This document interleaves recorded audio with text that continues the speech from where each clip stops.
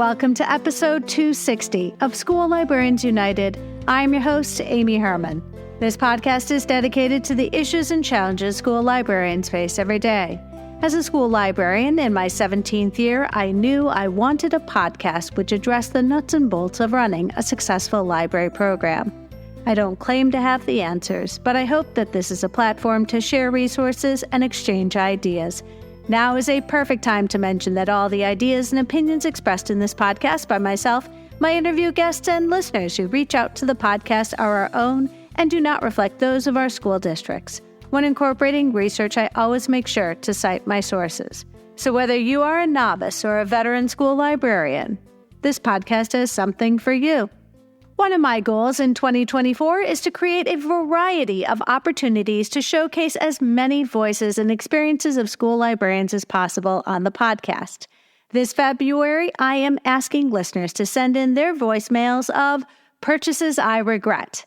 And I'm really excited for March because our prompt is, what makes us amazing? I hope you will consider sending in your voice message to my email, schoollibrariansunited@gmail.com. Details are linked in the show notes. Amanda Jones's upcoming book, That Librarian, will be available starting on August 27th, but you can pre-order your copy now. And if you use the indie bookseller Cavalier House Books in Amanda's hometown of Denham Springs, Louisiana, you will get a signed copy. I've included a link in the show notes. Friends, when you look at the cover of Amanda's book, you might recognize that freedom fighter shirt that she's wearing.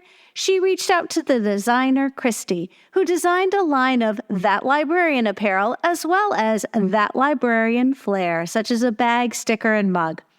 I love that we can all be that librarian who advocates for our library and our students' access to books. You will find a link in today's show notes. Please be aware 15% of proceeds go to the Texas Library Association, as that is the home state of the designer. Friends, I'd like to give a shout out today to Lucas in London, Caitlin in Alaska, Sarah in California, Melanie in Louisiana, and Jennifer in Maryland.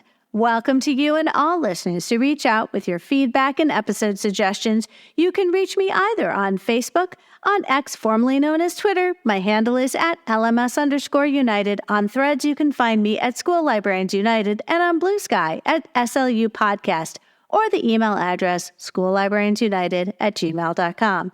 If you include your mailing address, I'll be sure to send you a podcast sticker. Be sure to listen to episode 224. I announce a sponsorship with Literati Book Fairs, and now is a chance to hear from one of Literati's team members, Lisa. Lisa Howard, welcome back to the podcast. Thank you, Amy. Glad to be here again. I'd love to know more, because we had a chance to meet you in our last episode. You know, librarians are always interested in the titles which are featured in the fair. Could you explain what happens sort of behind the scenes in determining the supply that book fairs receive to support their fair in particular? Absolutely, Amy. As you can imagine, there are many moving pieces that need to work in harmony to support each book fair. From an operations standpoint, it starts with our inventory, reviewing our on-hand balances, working with the data algorithm team on trends, working with the curation and product buying teams on what's new and what's exciting that's coming in. And then we work on the layout or merchandising of the fair that we do in collaboration with our marketing team. From there, the ops team does a line set. That's what we've been doing all summer long, getting ready to support the newly updated merchandising plan to ensure each fair is packed to the product buying and merchandising spec for every module or fixture that makes up a fair. We take into account the number of titles by category, prior trends, marketing trends, space planning for the fair's overall footprint to ensure every fair has a great title mix, both in breadth and depth, that will delight kids of all ages who will be attending the book fair. We also continuously review fair data during the season to stay on top of the kids' buying trends and make adjustments to packing rates based on fair history. If we see something selling at a much higher rate than we forecasted, we partner with the buying team or go back and see if we can procure additional copies to support the higher sell-through rate on those popular titles. We make every attempt to ensure the book fair is stocked with enough inventory to support the projected fair revenue that the school shares with us during the booking process. However, there could be some titles that sell better in certain fairs than others and outperform those original projections. We also have a replenishment process that we use to help ensure that the school stays in stock. That process enables them to order either online or at the fair, take a paid order, and then we ship it directly to the school, directly to the chairperson, with a packing list that has the student and the teacher's name for easy distribution at the school. Okay, so I'm in awe. But, I'm aware that day in and day out, I am reminded I am very good at my job. I am a very good librarian. I could not today decide, you know what I'm going to do tomorrow? I'm going to open a bookstore. I have zero business acumen. Everything you just talked about reminds me that you are bringing a living, breathing bookstore, transplanting that into our space, albeit for, a temporary period. But you're doing all of the thinking for me because all the things that you've described, I don't possess those words, but I appreciate that you're cognizant of what's happening in my book fair as it's happening. Absolutely. With the point of sale system, Amy, we're able to see what's selling at that current fair so we can help with the buying trends and understand what we need to stay on top of. It is a miniature store inside thousands of fairs, schools every day for all those kiddos. Okay, I'm really grateful that somebody is doing that for me because I'm listening to you. I'm like, okay, well, I guess I'm never opening a bookstore, but I'll be happy to have one of your book fairs in my library because I don't have to do any of that thinking. Lisa Howard, you're wonderful. Thank you so much for working so hard to make sure that when people have a Literati Book Fair, they've got a really great team that is supporting them in this process. Thank you so much, Amy. And there's a team of hundreds behind me, so we are here to help support. Thank you so much. Have a great day, Lisa. I'm sorry that you're so busy, but I'm glad you're so busy. Thanks, Amy. Bye-bye. Be sure to tune in to learn all about Literati and their very generous offer. Librarians who book their very first Literati Book Fair for this school year and mention the code UNITED when booking may qualify to receive a $500 gift card to Titlewave. Visit the link in today's show notes and call the Literati team to see if you qualify. And now a word from our sponsor, Capstone. Capstone is an innovative publisher and education technology provider of children's content for school libraries, classrooms, and at-home learning. Home of the award-winning Pebble Go research database, Capstone has a passion for creating inspired learning and intellectual curiosity in children, and I'm so excited to be working with them. I'm also grateful to Capstone for their continued commitment to support the podcast in Season 6. They are offering listeners of School Librarians United a very special discount. Visit shop.capstonepub.com and use the code UNITED to get $20 off an order of $100 or more for both print and Capstone interactive ebooks. That's code UNITED for $20 off an order of $100 or more for both print and ebooks on shop.capstonepub.com.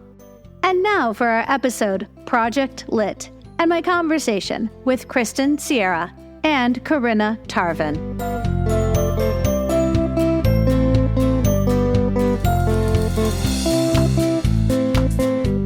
Carinna Tarvin, Kristin Sierra, welcome to the podcast. Thanks, Amy. Thank you. Would you please introduce yourselves, give us an idea of where in the world you work, tell us about your library and the grades you serve. So my name's Kristin Sierra. I work in Tacoma, Washington at Lincoln High School. It's a public school. I serve 9th graders all the way up to 12th grade. My name is Carinna Tarvin, and I am teacher librarian at Stewart Middle School, which is a feeder middle school in high school where Kristin works. I just live about a mile down the road, and I live in the neighborhood where I teach, and I have 6th through 8th graders. All right, this is fun. I got to tell you, having colleagues who, your students, so Carinna, your students are going to become Kristin's students. Yes. And I used to be a high school teacher. I used to teach history at Lincoln High School with Kristin. So I know some of her older students. That's how I got involved with Project Lit. And then I became the librarian at the feeder middle. We know each other pretty well. I love this idea that you two have been able to really, collaborating isn't hard when you're already friends, right? Right. I think about how much work it is to try and establish those relationships. But sounds like you guys go way back. When I first reached out to both of you in the week between Christmas and New Year's, I was so thrilled that both of you wanted to record this and do this as a team. Your colleagues, Kristin, can you give us a number? How far back does your friendship go? So I was at Baker Middle School, started there in 2015. That was my very first teacher librarian position, and was new to the district and was really hungry to make friends and to learn and to grow my professional network as well, and met a few people through different opportunities and was just really gravitated towards Lincoln High School. One of our mutual friends in particular, Hope Teague Bowling, was a big inspiration to me. And she is really involved with what's going on in Tacoma. And I shared some things with her and met Carinna through Hope. So that's where it began. And then, I had my eye on Lincoln Library early on because I wanted to end up in high school. And I knew that the librarian who had been there for many years was looking to begin retirement at some point. And I asked Hope to kind of keep her ear on the ground for me. And then I guess I really got to know Carinna when I started working there. And we would have little conversations here and there. And she was so gracious to just encourage me and compliment things I was doing and give me just really heartfelt comments that made me feel like I was doing good things and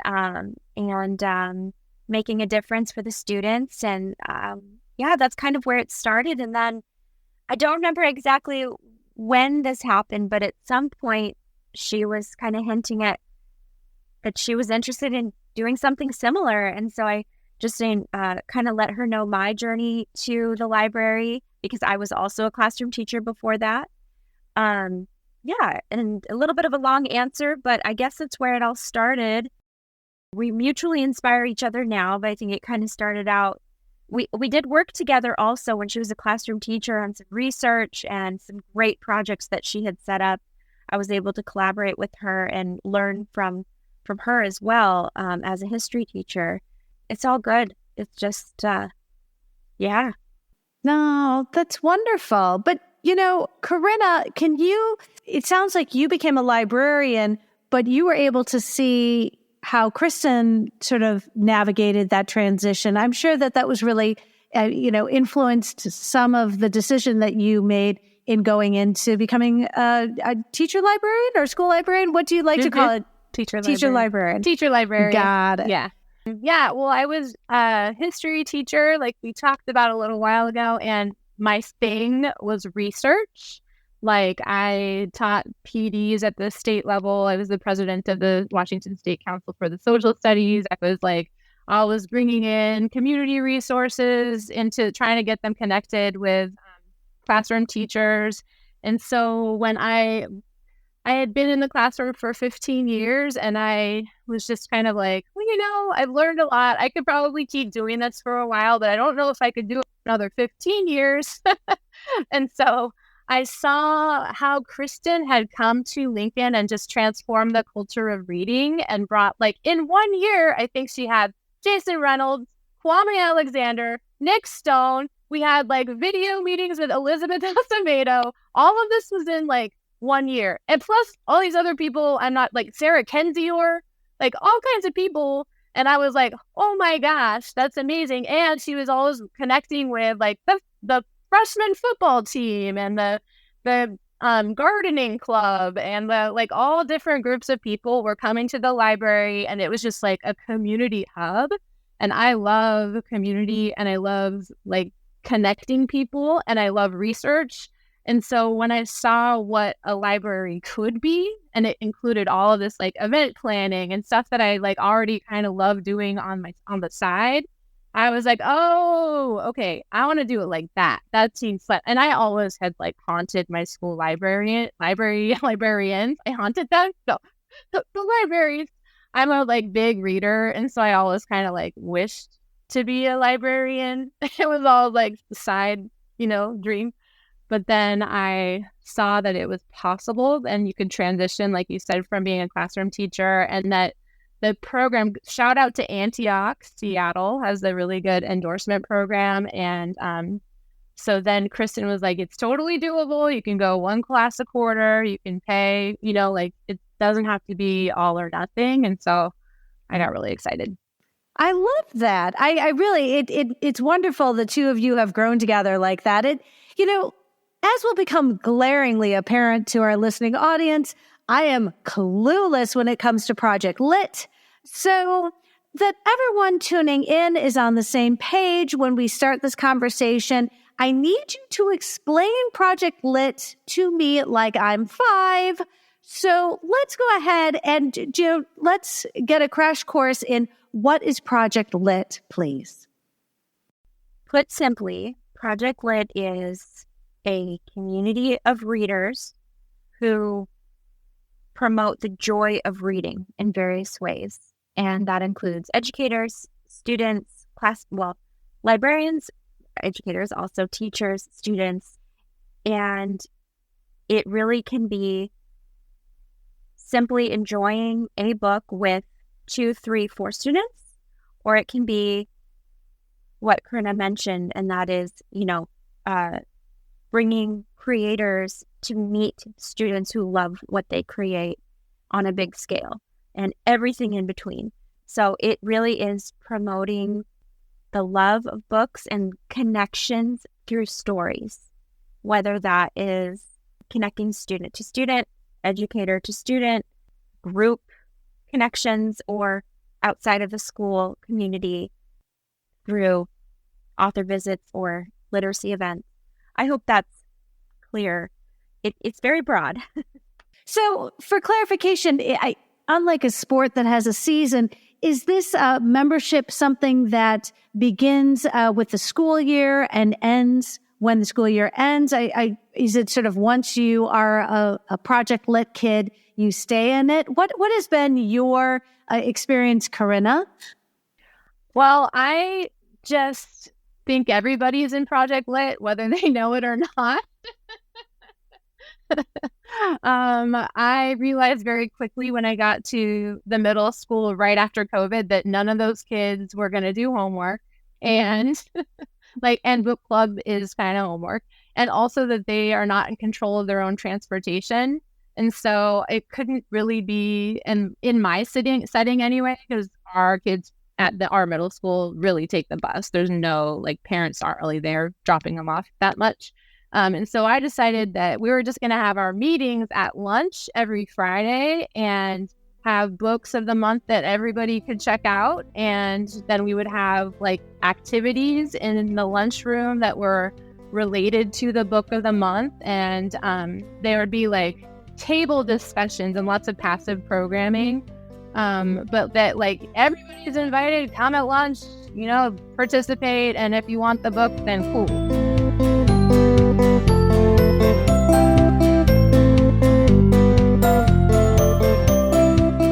Wow. Okay. I need to ask a question. So instead of having the Project Lit activities in the library during lunch, you're having the Project Lit activities in the cafeteria with the students?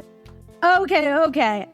No, they're in the library, but in our building, the kids, they eat lunch for 15 minutes and then they come upstairs to the library or vice versa. They have it split. So it's 15 minutes of mayhem, especially when the 6th graders come. Controlled chaos. And then we have a little break, and then we have another lunch, and it's the older kids, and they do work at the stations. And I have leadership, Project Lit leaders who are working at the stations, because if you do 2 station activities, then you get a prize.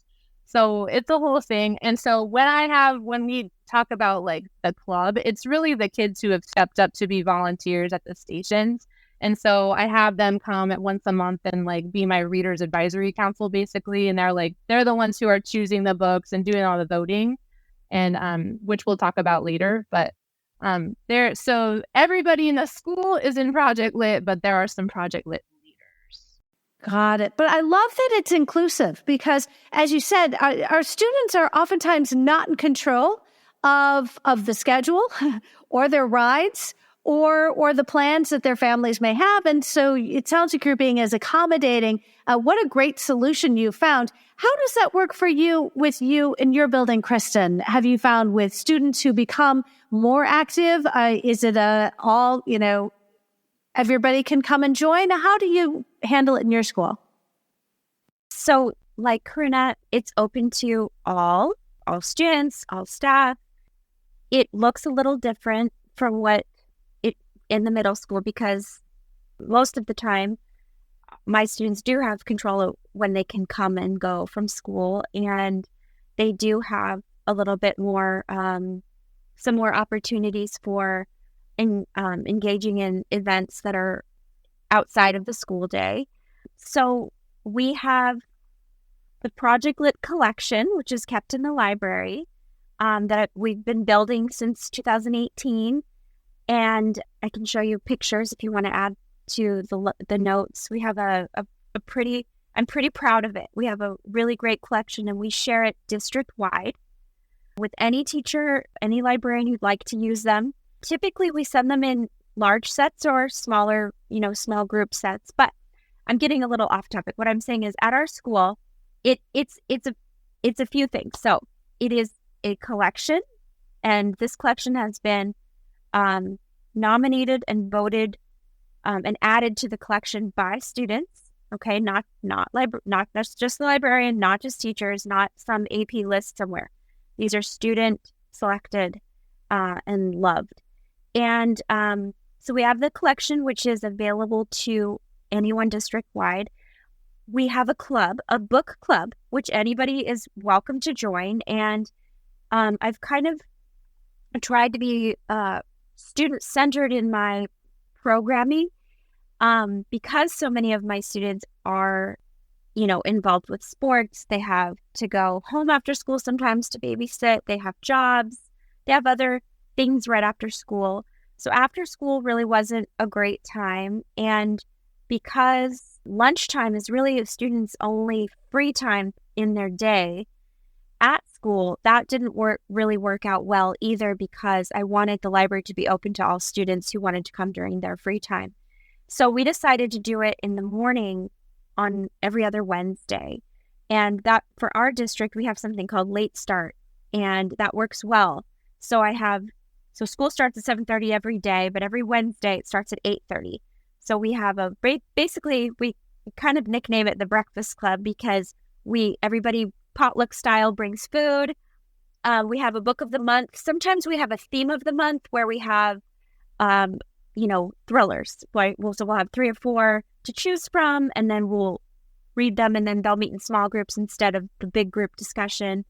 But then we'll kind of talk about things that were similar as a big group. So I am going on and on, but that's the book club part. And that's where a lot of the leadership and the student-centered kind of programming takes place. And then when we kind of set our goals for which authors we'd like to connect with, which books we'd like to read, and sometimes that involves some fundraising to get the money to buy the books, the students, it's an ASB club, and so we have access to fundraising and, legal means of gathering money to support our efforts.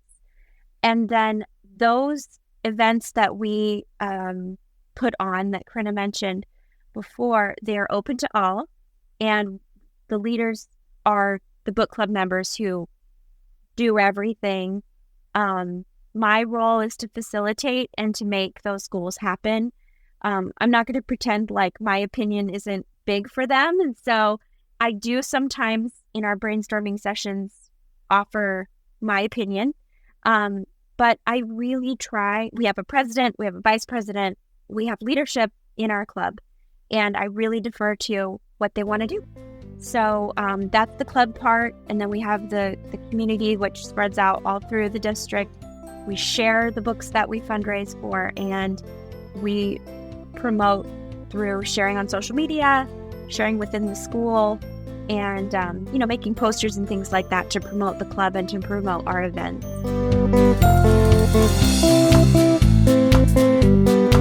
Wow. I'm really curious because it sounds like you've been doing this for a very long time. But Carinna, could you tell us how long have you been a chapter leader for Project Lit, and what motivates you to make this a priority in your library program? This is my third year as a teacher librarian, and basically like the second month of my job, I was like, we are doing Project Lit. How do I do it? Kristin, tell me everything. Send me all your books. And then she did. I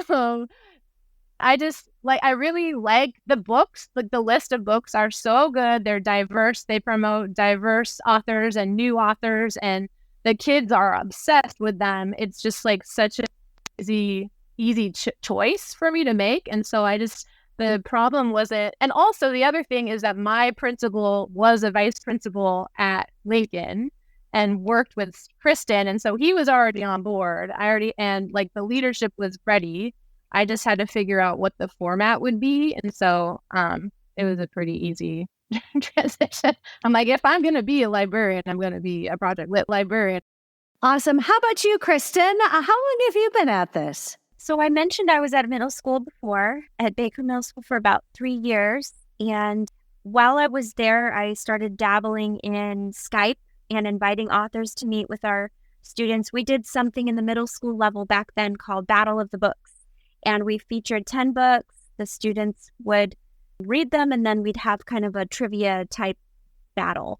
And I was excited to bring the authors to the students. So I was kind of doing elements of Project Lit, not knowing what Project Lit was. And then when was that 2015? That was, I was there in 2015 through 2018. Yeah. In 2018, I had really curated, cultivated, following a lot of people on library Twitter, as they call it, and came across Jared Amato and his story of how Project Lit community got started in Nashville. And it was just a seminal moment. I was so inspired. I was like, I want to do this at the high school level. I want to do this, and I don't know what it's going to look like yet, but I know I'm going to take some element of it. And in 2018, they did a Project Lit Summit where it was student-led, and it was free, and they invited any educator who wanted to come. And I bought a ticket to Nashville and stayed with my college roommate who lives there, and brought a friend of mine, Emily Smith, who was Carinna's predecessor. We took a trip to Nashville in June 2018, and that really was just what catapulted me to do this. Started out doing a Donors Choose that summer, and I knew enough people at Lincoln to share it out on my personal social media. And then we got 30 copies of The Hate You Give, and Project Lit Aves was born. I met some students right away and asked them if they wanted to be a part of a book club.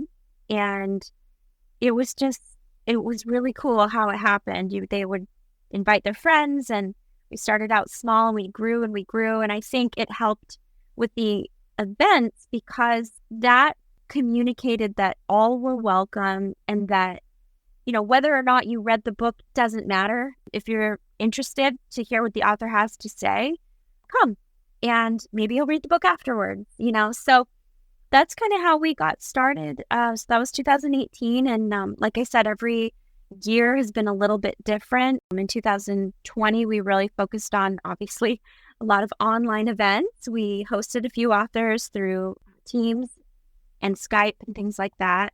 But yeah. So every year has been a little bit different, but I think the main thread has just been enjoying books together and discussing them in some way, shape, or form. Sometimes it's a smaller scale, sometimes it's larger scale with a whole school author visit. Sure. So, the Project Lit focus for 2024 is read widely and read often. Who wouldn't be in favor of creating a club like this in their school? Kristin, I'm hoping you can give us a little more information, because I know that there are Project Lit clubs around the country. Are there also Project Lit clubs outside of the United States? Good question, Amy. It is nationwide. They were in all 50 states. Outside of the states, I know that there is a chapter in Abu Dhabi, and there's a chapter in Ghana, I believe. I know Kwame Alexander has visited them. UAE. I'm embarrassed to say that I don't know what other countries, but I do know that many international schools have started to connect. Well, and I think this is about the time we should probably say who started the Project Lit community, because maybe if you give us some background, that might be helpful too. Yeah, because now actually, Kristin, don't you personally know the founder of Project Lit? Yeah, you know more about it than I do. Well, I met him at the summit. I mean, I had signed up to be a part of it and communicated a bit through email and just let him know that I was about to start high school and I really wanted to implement Project Lit. And he said, why don't you come out to Nashville? We're going to do a summit. So I did. I met him, and I got to hear the story from the students themselves, the founders themselves. So basically, they were in an area of Nashville that was what you would call a book desert. There wasn't much access to public libraries. There wasn't much funding to the school libraries. And Jared Amato was an English teacher at, I believe it was Maple High School in Nashville. I'm not sure what area it is off the top of my head, but they wanted to promote reading in their community after reading a few books by Kwame Alexander. I think they started out with The Crossover and had an idea to go to see him speak at, I believe, Belmont University, and just hit it off with him, invited them to come to their school. And this kind of sparked a community being born. They decided that they wanted to not do a book drive for old books, but raise money to do a book drive for new books like Kwame's. And simultaneously found out that there was a newspaper that had gone defunct and had those metal containers that, used to get newspapers out of. They decided to gather those with the help of some parents and community members, bring them to the high school, and they refurbished them, came up with a logo, painted that on there, and then they got the word out to the community, contacted businesses, people in the district. Teachers helped share it out, and they were able to fundraise to get books that they wanted. And they had so many, they filled up these little libraries and distributed them all over their area, and just gained so much momentum through this and so much excitement that they decided to share it with other schools. And those schools adopted chapters of their own within Nashville, and then it extended to other areas of Tennessee. I believe that was in 2016 that originally happened. And then by the time I heard of them in 2018, there was so much momentum that it had reached all the way up to, Tacoma, Washington. I got to hear how it changed the lives of the founders. Many of them, through this community effort, were able to be awarded scholarships to go to university. And just inspired this nationwide movement. So Jared gives a lot of the credit to those students, but I believe he deserves a whole lot of credit too, because he was that common thread through the years that really took it to the next level and promoted students sharing out as they were comfortable on social media and connecting with authors, which, generated a lot of excitement, a lot of attention.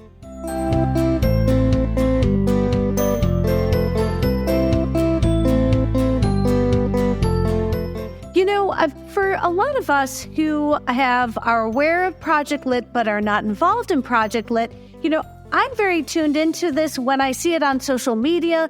You see the Project Lit sort of social media broadcasts. There are 24 middle grade titles and 24 YA titles chosen and just sort of broadcast out for everybody to see. And, I'm wondering, Carinna, can you give us an understanding of how these lists were generated? Because for those of us who are not involved, in belonging and having a chapter, we might see these lists and just say, wow, what a great, list of books that we should include in our collection. But can you give us a little more behind the scenes of how those lists evolved? Because there actually is a great deal of work that goes into it. Yeah, and I think Kristin can chime in, but I think like my basic understanding is that it starts from there's a nomination season where you go on an online form and the teachers, librarians find out from students. We get a whole bunch of titles, like 85 titles or something for middle grade and 85 for YA, like so many titles. And then as the months go by, leading us to like December, end of December, you have your students vote, and also the teachers and librarians can like comment on like if there's something inappropriate or like, I don't know, if you have some reasoning for which one should be prioritized or whatever. There's like some feedback that goes on, but then it gets curated and whittled down to like a smaller amount, and then you have your students vote. So it's all very much student centered, with the chapter leaders who are like ELA teachers, English teachers, librarians, who are kind of just facilitating all of that. And then by the end of December, they have narrowed it down to the 24 titles for middle grade and 24 for YA. And then they do a big reveal on social media and let the authors know that their books have been chosen for the coming year. So they're ready for all of the requests for visits and stuff like that.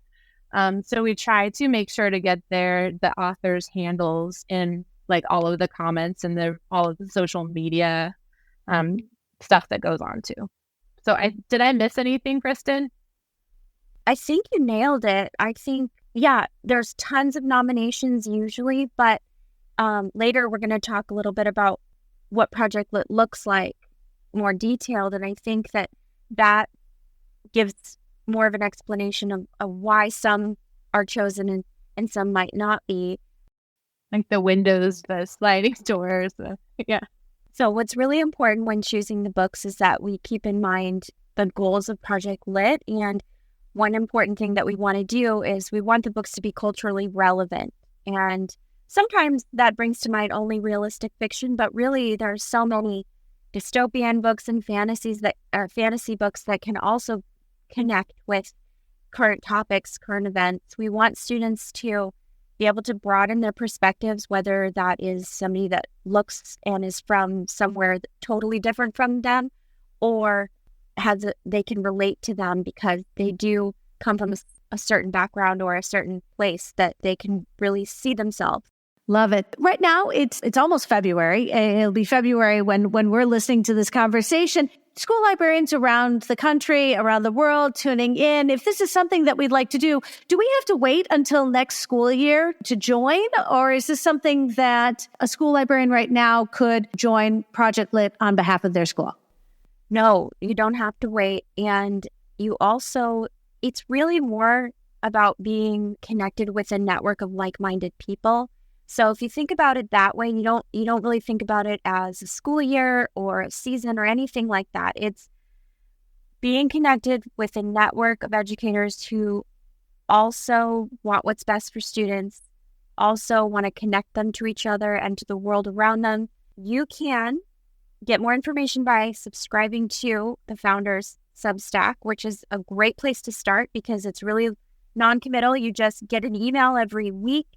You get great resources, you get access to the list and lots of other great things that either he's come up with or that somebody in the network has come up with, the community has come up with. And then if you are ready to take the step of implementing even just one aspect of Project Lit, which would be celebrating reading, then you can fill out a form just to tell us more about yourself, what you do, how you would use Project Lit, or how you think you might use it. And even after you fill out that form, they don't really know what chapter leader means. And basically, it just means someone who can get behind the beliefs of Project Lit community and wants to promote it in some way, shape, or form to the students that are in their lives. So I'm curious because somebody's sitting there going, you haven't mentioned how much you have to pay in dues every year. So Carinna, can you give us a little explanation about the payment structure and what makes you officially a Project Lit chapter leader? This is an easy question because the payment structure is free. You don't have to pay anything. But the money part of it depends on what your students want to do. And if you want to get a full class set of books, you're going to have to figure out where that's coming from. That's why it's really cool. This is kind of on a tangent, but it's really cool what Kristin's doing. She has this whole huge bookshelf in the Lincoln Library. And she said, she loans out the books, but we're starting to, on the middle school level, kind of combine forces and share class sets between. And so we have a spreadsheet where we sign up for a month or two at once for the class set. And so we can kind of use our funds wisely and kind of strategize about which things we're going to pay for. But it can be whatever you make of it, but you don't have to pay anything.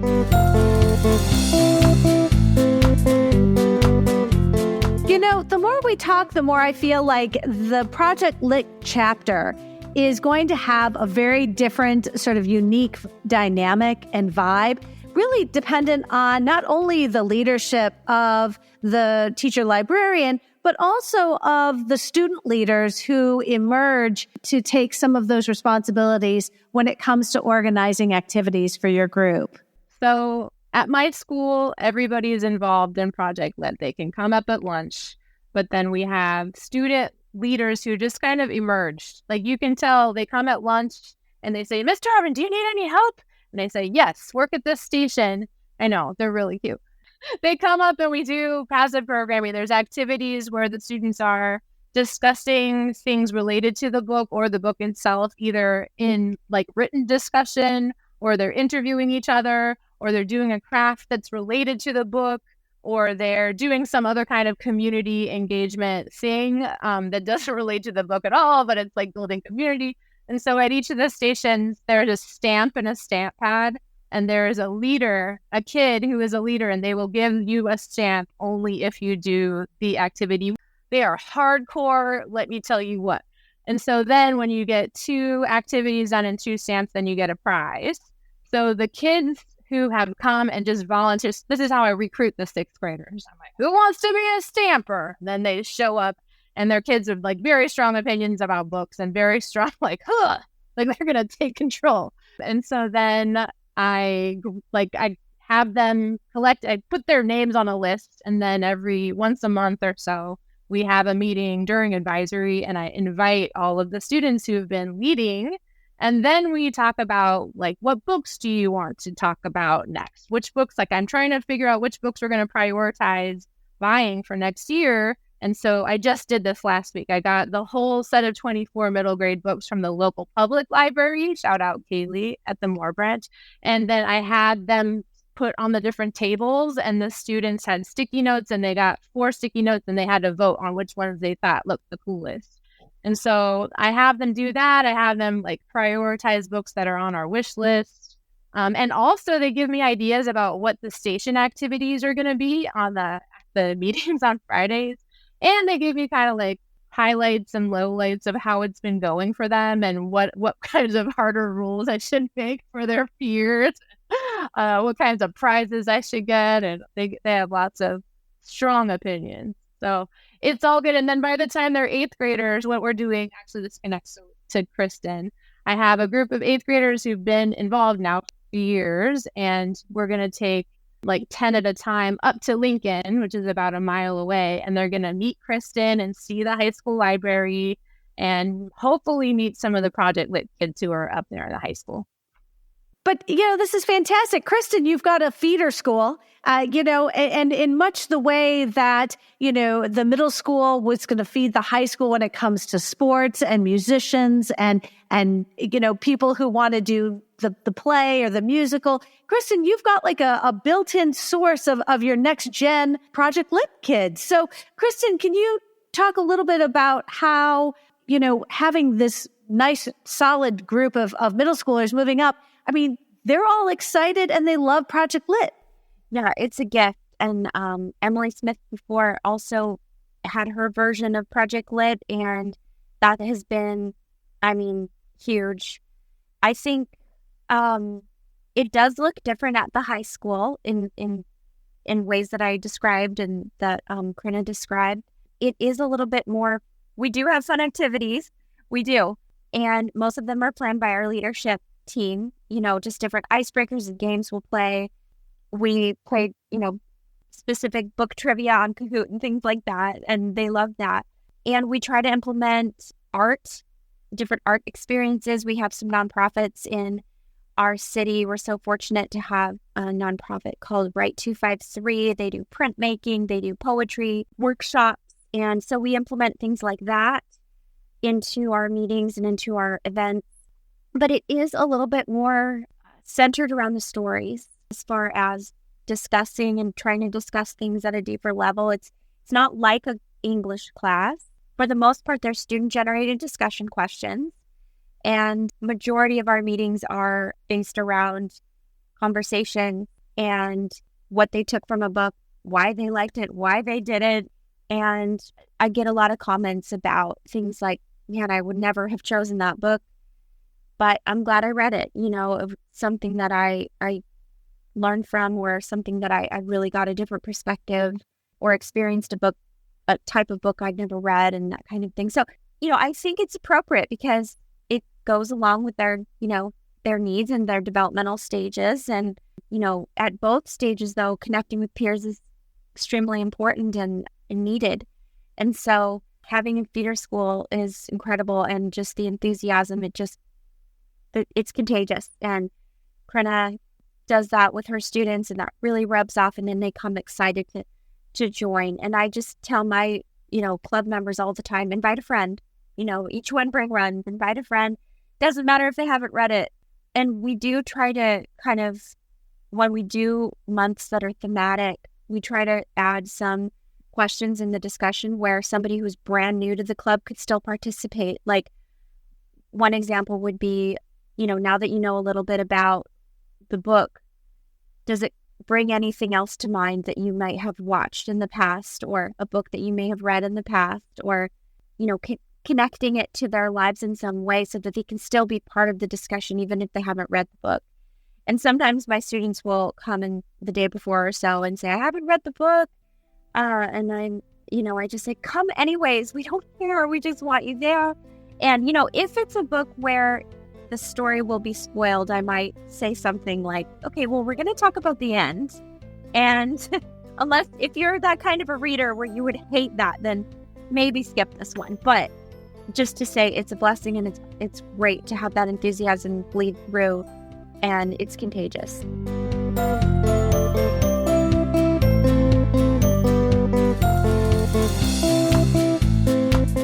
I'm curious because the chapter leader application asked about how do you create a culture of literacy? And I know from being on social media that school librarians are always cognizant of what are we doing to build a culture of reading in our school communities.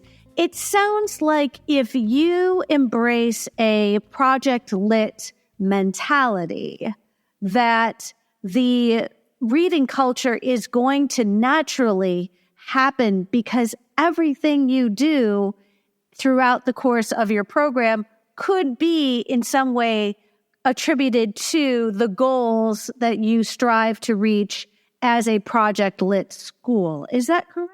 I'd just love to hear your thoughts, because when I listen to the people who tune in, they're like, I need to build a culture of reading. I've been charged with building a culture of reading. This sounds like this could really help get a program off the ground, because it is all things that encourage a culture of reading. When you sign up to be a chapter leader, there is a list of, I don't even know how many letters there are. It goes all A through O. And each one is a bullet point of like a way to embody Project Lit. And you, if like Kristin always says, you can just do one of the things and count yourself as a Project Lit chapter leader. But the whole point of it is, yes, to like boost the culture of reading and make it student-centric and make sure that all voices are being heard and that kids are having opportunities to read books by diverse authors and people who reflect them, and also are getting to read books about totally different styles of life and different kinds of people. So there are so many things on this list of what counts as a Project Lit chapter, but all of it leads to really good things at schools. And I've seen it every place I know that has a Project Lit chapter has a pretty vibrant culture of reading. So it is a thing. And it's also really helpful if you've been charged with this by your leadership. You can say, I am doing Project Lit, and here is what you can like look at it and see. And these are all of the things that people are doing. There's so much potential. Please give me all your money so that we can do more Project Lit. Yay! Everybody wins. How about you, Kristin? Because it sounds like you already had a very strong culture of reading. How has Project Lit really sort of solidified this commitment to build that culture of reading with your students as broadly as possible to reach as many students as possible? When I started at Lincoln, it was because of the teachers and so much of work that they've done in their classrooms. It was really fertile ground to plant these seeds. And so I think that was huge with me getting started. When I heard at the summit that to be a member of Project Lit, all it took was to promote authentic reading experiences, I thought, that is my job. That is what I do. And that's what all teacher librarians should do. And so that can look different in different schools. And, I just thought any level of this would be great. And I didn't really know what it was going to look like, but I hear so many parents and teachers say things like, my kid doesn't like reading. My students aren't into this book. I don't know how to generate that motivation. And I think because so many of the books, students can really relate to them, whether it is something that's been in the news currently or in recent years, or it's a person that they can relate to, or a world that's so different from theirs that they're intrigued by it. That I think is the power of adding books to a list that have been loved and selected by students themselves. And so I also think that as librarians, we're always looking for ways to help our students through collaborating with teachers. And this to me was such a leg in the door, or a foot in the door to some classrooms, because you're presenting to them this opportunity not only to work alongside you and lessen their load, but also to open up this world to their students. They have to read something. And I was blessed to work at a school where the administration, the principal specifically, was more than supportive for these types of efforts. And so you do have to consider where you're at. And because the list is so thorough and diverse, I really think any school in any city could adopt, one of these books, because the characters are from so many different walks of life, races, cultures, and can be used, I really think, in any format. So I think from a teacher librarian perspective, and just, an educator's perspective of any type, student-centered when it comes to selecting reading materials and activities that promote connection, I think those two things just go hand in hand, and they're so core to what it means to be part of Project Lit. I'm really curious, because when you and I were sort of talking off tape, we're talking about all these resources. And I think anytime somebody joins something and they're brand new, I think there's this concern that they're going to be out of their league, or they're just not aware of all the things that they should be doing. But I get the sense that this community, this Project Lit community, is one that really does share a lot of resources with one another. Carinna, can you give us an idea that once people join and become a chapter leader, what kinds of things can they expect in the way of, because we are joining a larger entity, this Project Lit community, what kinds of resources could somebody expect to have access to when they go ahead and fill out that application form and join that Substack? There's a big, continually evolving set of Google Docs that you have access to when you sign up. They send you the links, and then there's this like PowerPoint presentation, and many of them actually, like every time we add, there's more books that are added, there's more slides are added, and then there's like a Google spreadsheet, I believe. And so, and it kind of, I haven't looked at it lately, but I know that my first year when I was like, what the heck what am I doing? There are different titles, and then the different activities, different chapter leaders can add what they've done at their school related to the titles. Now that it's grown in our district, we have our own little like Project Lit Teens channel, and we are working on it with the other librarians in the district and sharing ideas that way. So there's a like national element, but then also people are pretty active on social media. So if you search for Project Lit Com, I think it's Project Lit Com. It's probably going to be in the notes, right? Absolutely. People are sharing their ideas and on Instagram, and you can see all the different things that Kristin does and that I do and that everybody else is doing. So there's different levels of resources. I love that. Kristin, would you help us out? There are a lot of listeners right now who would like to get involved in Project Lit. Could you give some advice to people who are like, yep, that's something I want to do. Oh, I can join now. Okay. Could you give us a little bit of advice to somebody who is just dipping their toe into Project Lit? So, number one, if your intentions are to improve the lives of your students and even your own, then you have nothing to lose. You gain access to a dynamic book list, a hive mind of resources. You gain friends. You have nothing to lose. There's no administrator standing over your head saying, what are you doing with this membership that you have signed up for? It's just, you have access to resources, people, and inspiration, and you can connect in many different ways. Really, you have nothing to lose. The first step would, at this time, probably be it's free, again, to subscribe to Jared Amato's Substack, which is going to be in the show notes, and then you can get an even more of a feel for what that's like. You get a weekly email, and he's great with curating all kinds of activities that are going on in the community, and also with authors who are, part of the book list, part of our community, different resources that librarians and other educators have created and shared. And you can, after reading through that, if you feel like this is something you want to be a part of, you can fill out a form, tell a little bit about yourself and what you're already doing, what you'd like to do, what your position is like, where you're at.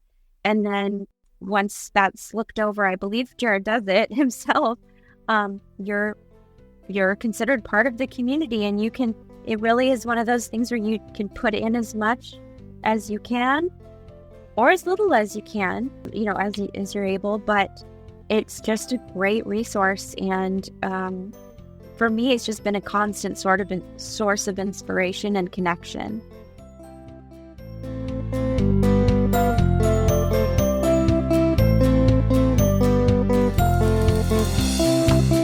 I love it. I love it. I'm so glad that you were able to join us today. I know that listeners will want to follow you on social media. And would you give us an idea? Let's start with you, Carinna. Do you have a preferred place where you post the things that you do? And where can listeners follow you?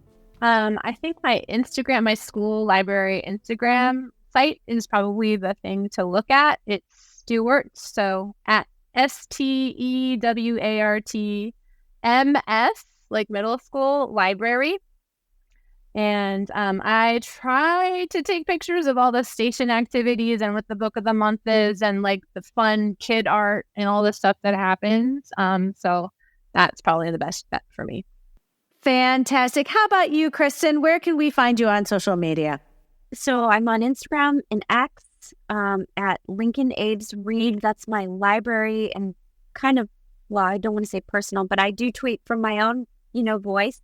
That's all things library. So that could also feature non-Project Lit collaborations and things like that I just want to show and advocate for what's going on in the library so people know how valuable it is and how valuable what we do is. Our Project Lit Abes, it's just Project Lit Abes, is our site for all things Project Lit Abes Book Club.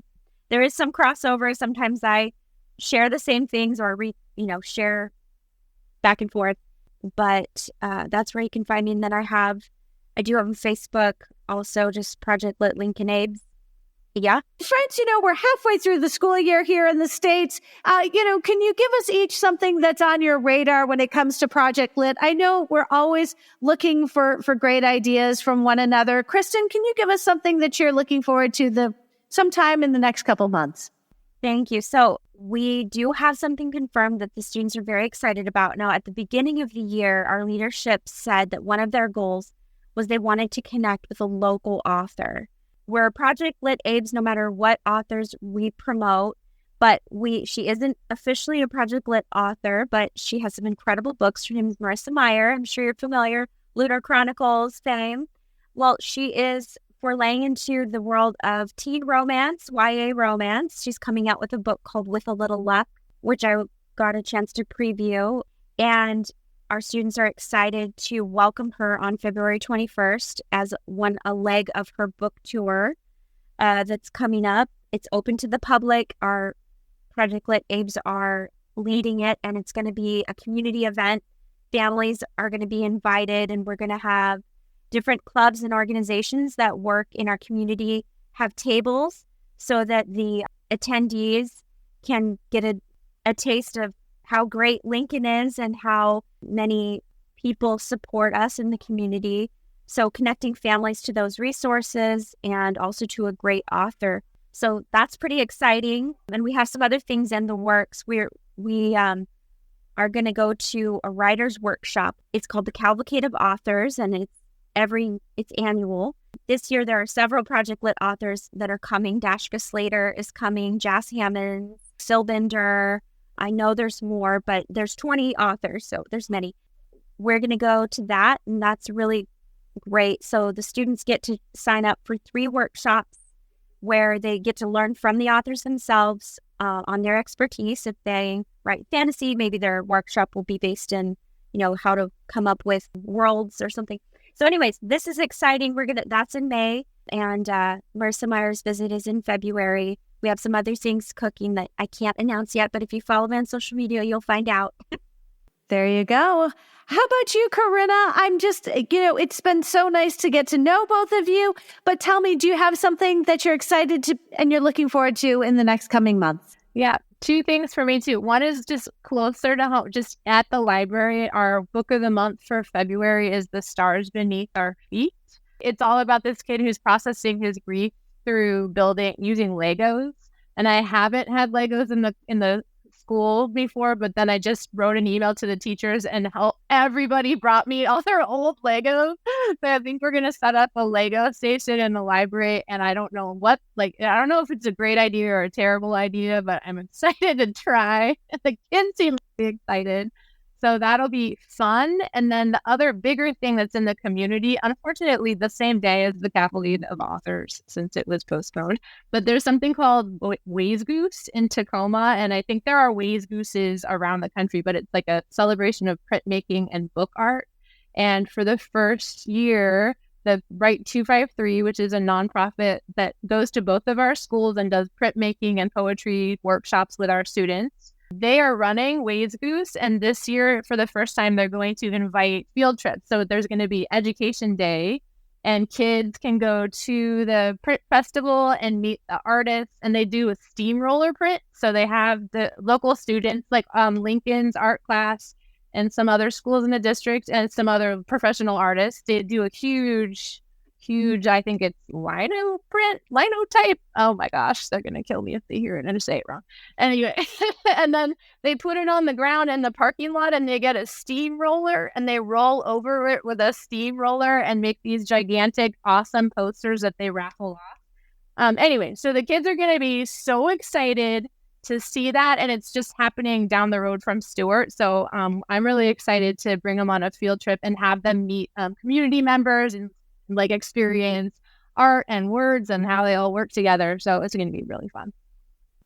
Oh, that's wonderful. Listen, you are fantastic. Thank you so much for being a part of the show. And I really, truly appreciate everything that you've shared with us, because I feel so much more capable now about joining Project Lit. Yes. I also wanted to mention that, if people were interested, Jared Amato is coming out with a brand new book, and it's all about how to implement dynamic, independent reading. And obviously, he's going to say a lot about Project Lit and what he's done at the high school and middle school level. I've read it. It's an incredible book. I would really recommend it to any teacher, librarian, English teacher, any teacher, really. But that would be another thing that people could do if they really wanted to take a deep dive and really understand how to implement it in a good, in a positive way. And forgive me, did you get an advance copy to read? I got, a PDF. Yes, she did. Yes, she did. I've ordered it. It's not available yet. What did he, wait. Kristin, what did he ask you to do? To contribute to it. To write a little blurb to help, how they put the blurbs on the back? Yeah. I don't know if that counts as a contribution. But friends, I'll tell you what, I'm going to put a link in the show notes. Jared Amato's book is coming out in February. It's called Just Read It, Unlocking the Magic of Independent Reading in Middle and High School Classrooms. And it's by Jared Amato, Amato, with a foreword by Kwame Alexander. And I truly appreciate both of you and sharing your time. Friends, I'm going to tell you what, we're going to do a book club episode with this book. And so more information will be coming down the pike, but it'll be an opportunity for all of us to read this book and then chime into the show and talk about how we plan to implement many of these strategies in our library spaces. Carinna and Kristin, thank you so much for taking time out of your busy week. And thank you for being a part of the show. Thank you for having us. Yeah, it was fun. Thank you, Amy. This was great. Yes, thank you.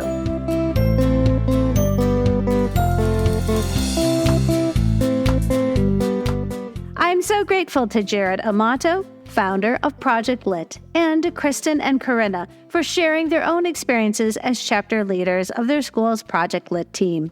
I have already gone ahead and purchased Jared's upcoming book, which is released on February 27th, titled Just Read It, Unlocking the Magic of Independent Reading in Middle and High School Classrooms. If you would like to be a part of this virtual book club and podcast episode, which will air in early May, definitely take a look at the link in today's show notes. Because, friends, I think it would be really fun if we could all sort of respond to the kinds of suggestions and ideas and strategies which Jared is suggesting.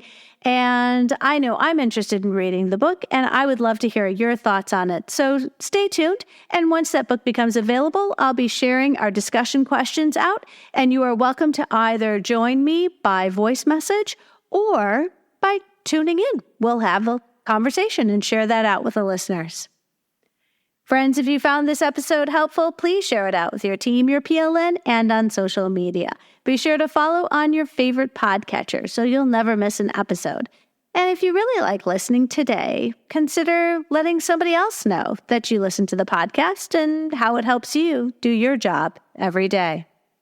One last friendly reminder, friends, use the code UNITED to take advantage of Capstone's generous $20 discount off an order of $100 or more, and Listeners who book their very first Literati Book Fair for this school year and mention the code UNITED when booking may qualify to receive a $500 gift card to Titlewave. Visit the link in today's show notes and call the Literati team to see if you qualify. I hope you will consider sending in your voice messages with a purchase you regret for our next call-in episode. Visit the link in today's show notes for details. The topic of our next episode will be Book Club, the PD book, and my conversation with Madison Donnelly. I hope you will tune in.